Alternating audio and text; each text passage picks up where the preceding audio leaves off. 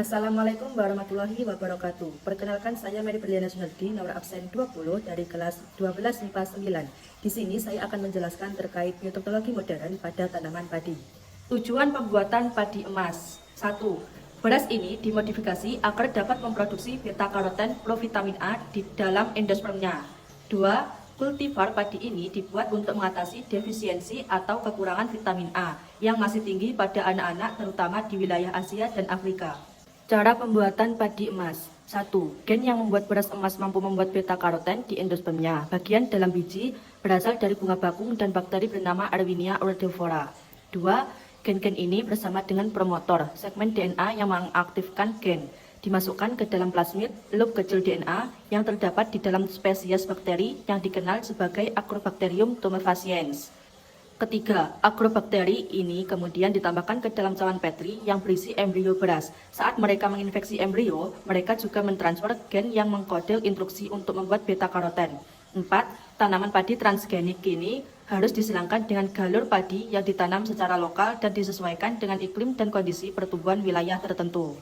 Jalur teknik genetika sederhana dalam pembentukan provitamin A pada golden rice.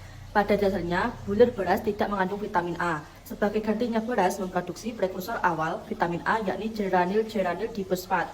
Secara alami, sebuah jalur dibutuhkan untuk mengubah prekursor tersebut menjadi vitamin A. Jalur tersebut meliputi mengubah geranil difosfat menjadi piton dan 2-pirofosfat dengan dibantu oleh piton sintetas. Mengubah 2-pirofosfat menjadi likopen dibantu oleh 2, yakni piton disatures dan beta-karoten disatures. Jalur intermediat ini kemudian diubah menjadi beta-karoten oleh likopen cyclase. Jadi, jika seorang mengonsumsi beta-karoten, di dalam pencernaannya akan berlangsung proses pengubahan beta-karoten menjadi vitamin A. Perbedaan golden rice dan beras biasa.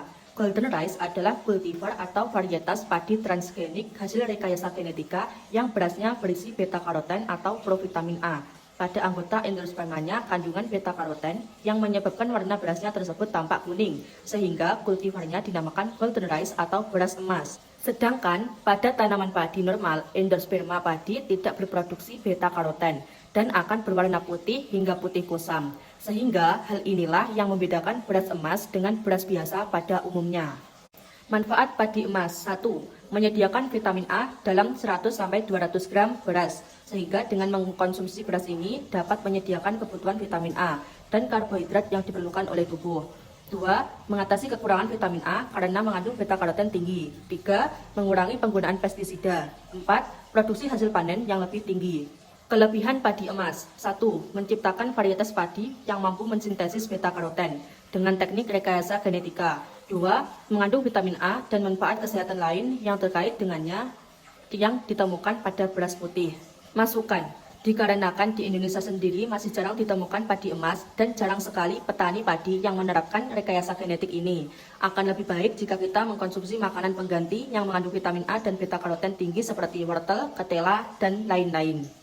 Sekian presentasi dari saya. Apabila ada salah kata mohon dimaafkan. Wassalamualaikum warahmatullahi wabarakatuh.